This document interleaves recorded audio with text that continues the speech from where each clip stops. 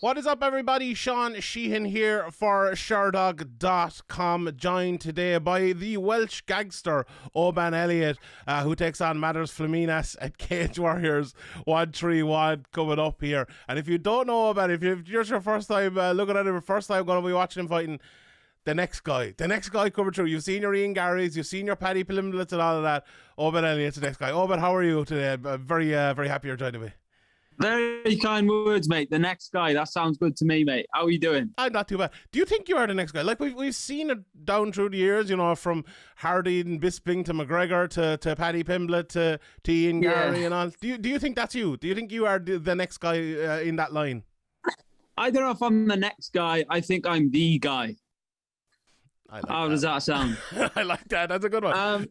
I've been around for a few years, mate. I've had some ups and downs out of my control, but make no mistake, I've kept my mind sharp, and I'm looking forward to going on that trajectory now. The stars will align, I'm sure. Do you know what I mean? So let's get into that straight away, I suppose, because you had a heart issue a while back, and you know it forced you to retire. You put out the statement, and I was, you know, I think a lot of people were very, very disappointed because we'd seen you in your first couple of fights in Cage Warriors, and were like very impressed. You know, talking about prospects coming through, and you were always at the top of that list. What happened there that forced you to retire, and how did you manage to get back to the fighting? Yeah, so if I can try and tell you this in the most quick way, I basically it's something I was born with. It's it's got a heart arrhythmia. I don't know if you follow your football. Sergio Aguero just got diagnosed with it. Yeah. And you know, when you come off the pitch with breathing issues and heart problems in general. But with me, I obviously got it. It got diagnosed for me shortly after when I last fought at lightweight, and it never got picked up before. So it was a massive shock. It was devastating. But it was one of them things. I got diagnosed. I got booked in for heart surgery. They told me the surgery can go one or two ways. You could end up with a pacemaker. So it was like, I kind of had to forget about fight. I never did forget about fighting, but I did essentially have to forget about it. For the time being, I got put under a lot of tests before the surgery was carried out. But as they put me through these tests, because I was cutting so much weight to lightweight, it turns out that the difference in my scans, the ECGs I was getting, like just after when the heart condition got picked up, my ECG was a lot more apparent. Mm-hmm. But then I think it was like 2 or 3 months later, my ECG, where I was at my natural weight around 86 kilos or whatever, it was minimal kind of thing. Like you could still see it; it's still there. The heart arrhythmia is still there, but I had a Nova Core monitor attached for a couple of weeks, and they picked up the signals that were alarming, but it was a lot less severe. And then I went through back and forth with doctors. I was talking to Dan Hardy a lot. Shout out to Dan Hardy because he really did lend his support to me in that time. Like a massive amount of love for Dan Hardy for that. And then eventually I got the clearance. I got the all clear, and we went back through for Safe MMA, and I got cleared start of February this year. And then I got straight into a fight then, and it was like I never left. I was still training in that time, obviously. It was a massive, I don't know what we're swearing on here. It was a head fuck. Mm-hmm. But I got through it. Thank God I got through it. And it's made me a lot more mature and stronger for sure. Mm-hmm. How did you feel when you came back? Because obviously, you know, Safe MMA has, if anyone doesn't follow the UK and Irish scene, they have gone over and above, I suppose, in the last few years, especially in here in Ireland since the death of Joe Carvalho and things like that. The tests, the brain and scans and the heart tests have just gone like over and above, and it's a good thing, and they found something like that. So, you know, to help you even get better. I don't think questioning like the comeback or anything like that is worth doing, but how did you feel when you got that word that you could come back, that you could fight again? Because even like Dan Hardy, who and maybe I'll ask you again about him in a second, but he's a guy who did similar things to you, and he for himself, he got the note saying that he could fight again, yet the UFC wouldn't book him. You know, it would have been, you know, it's not easy just getting the all clear and saying I'm coming back. It's for someone to bring you back and for Cage Warriors to bring you back. How did that feel when you got the word that they were going to bring you back and that you could fight again? Yeah, I was at work. I remember I was at work. I got an email off the heart surgeon that I was going to be seeing to have heart surgery with, and they pulled me out of surgery and said that there was it wasn't serious enough to send me in. So I was absolutely over the moon. I didn't want heart because I never faced nothing ever bothered me in my life. I didn't want surgery. I was like, because the thought of having a pacemaker, I was just like, man, I'm 20. Well, I was 22 at the time, 23. But then when obviously I was back and forth, Ian Dean, very, very supportive of me the whole time, back and forth with Safe MMA. And then as soon as I got cleared, I got matched. They literally, as soon as they Cage Warriors, as soon as they found out I got cleared, they were straight away on one of the trilogy cards, which obviously you know as one of the top journalists of the sport. They're like rocking all shit to get on kind of thing. It's a very, you know what I mean? Straight away they put me on the card. No questions asked. 5 weeks out, I'm in. So massive love for Cage Warriors and the team there, because they stuck with me. As you say, I was one of them prospects. Then all of a sudden, bang! Like what? Yeah. But now I'm back, and there we are. So, and they stuck with me the whole time. They haven't. Was there any thoughts in your head that I kind of don't want to come back? Like it might be a bit dangerous. Maybe something will happen. You know, we all saw Christian Eriksen, you know, in the summer, what happened to him and things like that. Was there any thoughts like that in your head? All the way through up until I got the pre-fight medical, and everything looked good. It looked a lot better than it did before. That's all I'll say. So then my anxiety disappeared when they do the pre-fight checkup and you go back into the locker room. I was just a happy man then, because I didn't know. For all I knew, I could have gone into that fight with McManus and fell apart again. I didn't know. I had no idea. There was only one way to find out, and that was fucking do it. And then, the anxiety was there up until they sent me back in the locker room to fight. And then I was like, I'm home. Daddy's home. That's all I was thinking. And I was waiting to walk out. And that song, Fucking in the Bushes by Oasis, I was waiting to walk out, and you wait for the drop. I just skipped it all and fucking just marched to the cage. I was that excited to be there. Edgar style. Straight in. I'll walk back and forth, and I put a face and I went, nah, fuck it, I'm going. Yeah. Was that something that Dan Hardy kind of helped you with as well? I know I was actually talking to Brad Wart last night, and he was saying that you came over to Dan Hardy after your fight, and you thanked him. Obviously, he was cage side. Was that something he helped you with, just the mindset as well as everything else coming through? The mindset, 1,000,000%. Because I've looked up to Dan Hardy since I was a little kid. Of course, I have. UK MMA guy.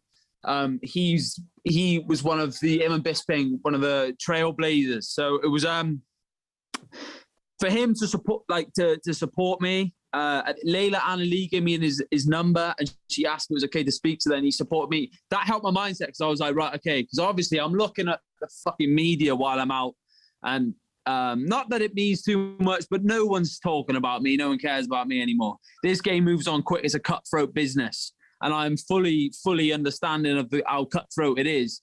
So it was like, shit, Dan Hardy's like, and you know, of course he is an idol of mine. Of course he is. I'm not gonna, you know, I speak to him in a different manner to that, but of course he knows I'm an idol of mine. He's an idol to most people on the way up. You know, we all see his fight. He's challenged George St. Pierre for the bout, the greatest of all time, things like that, you know. So for him to bat me the whole time, I was walking back and forth, about to walk out, and I seen him on the desk, and he looked at me and he was bobbing his head to the song. And I was like, fuck, he even knows the song. So that just inspired me to go on again. And I seen my family in the top row, and I was just like, and then damn, just enjoying my moment as well. I thought, mate, I am blessed here. I felt blessed before and during, before that fight. I felt as blessed before that fight as I did after, genuinely.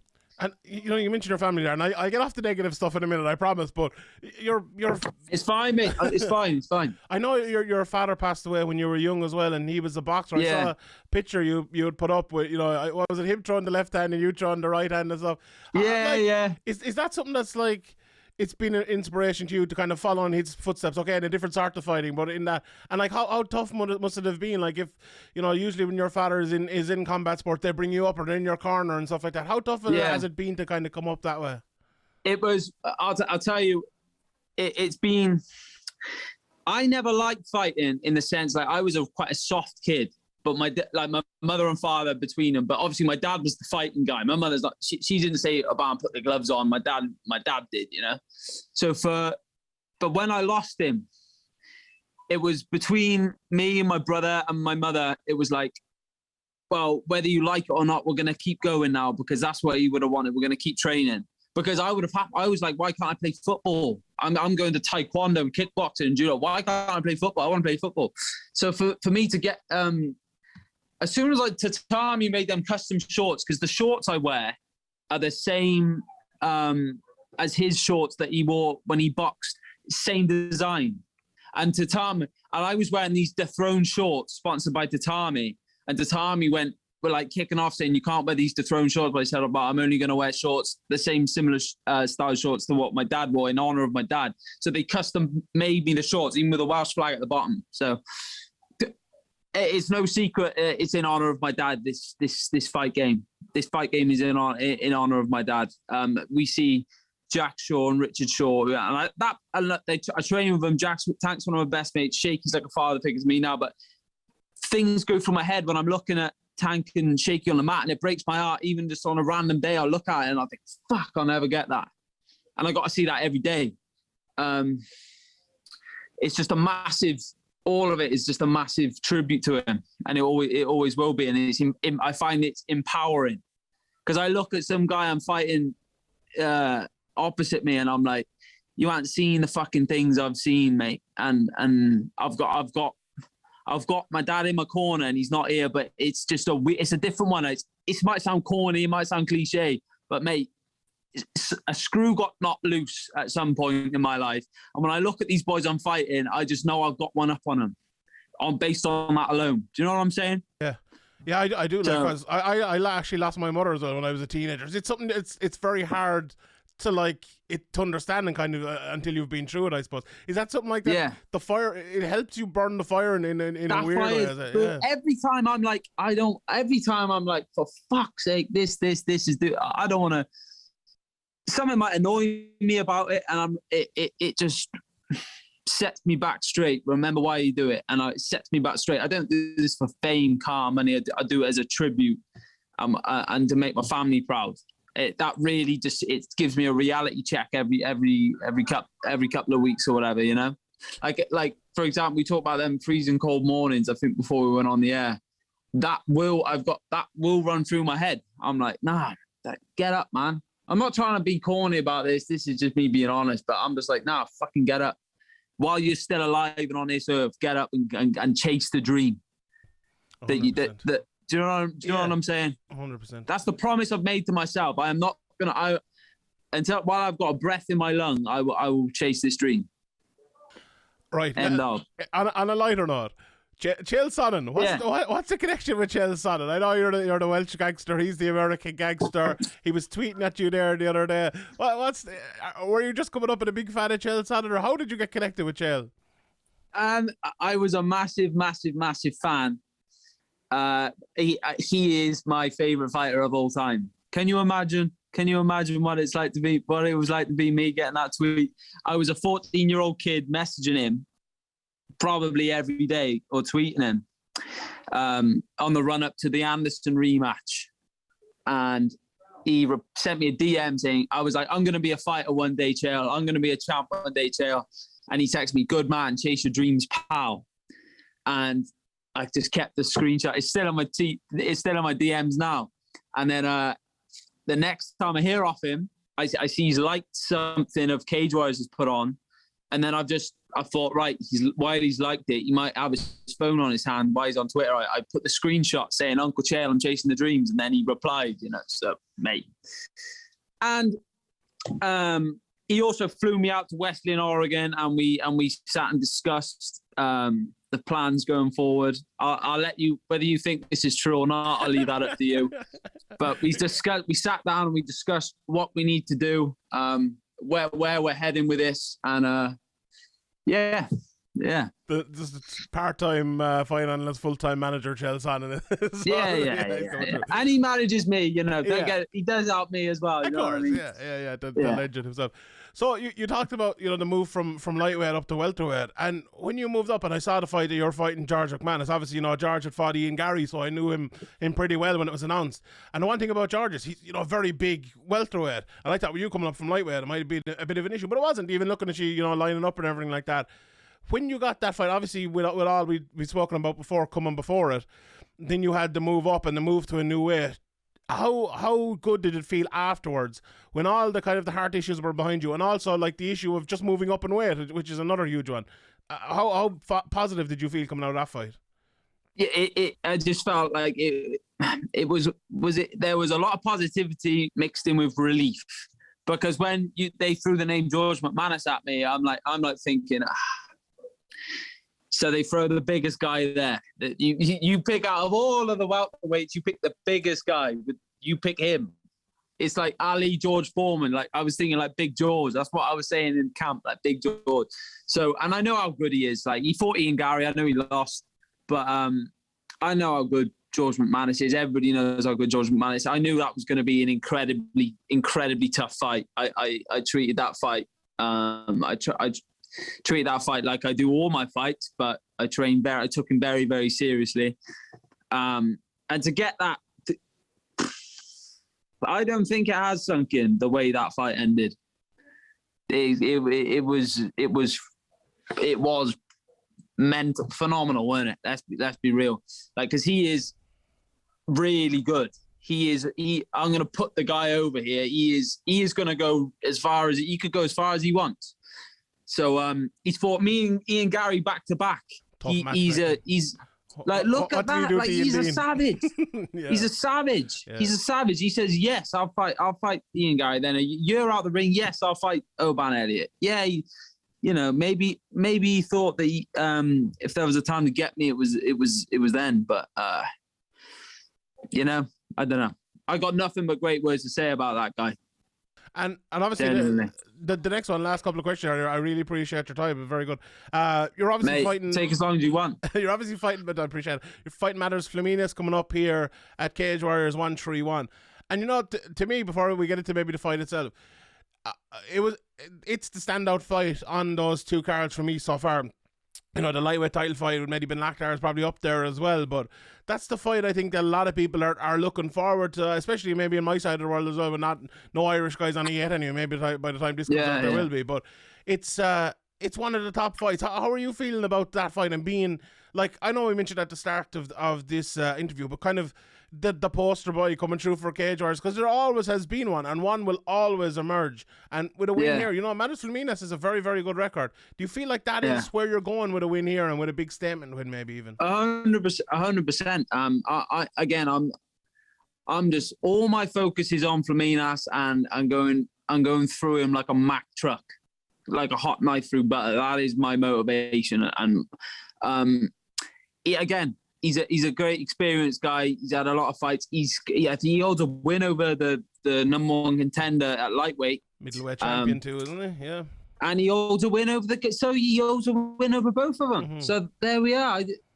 I found that out after I signed the fight. Genuinely.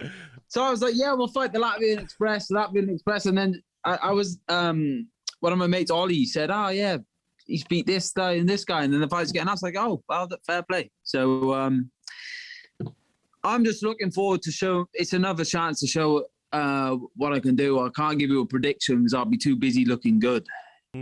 I like that.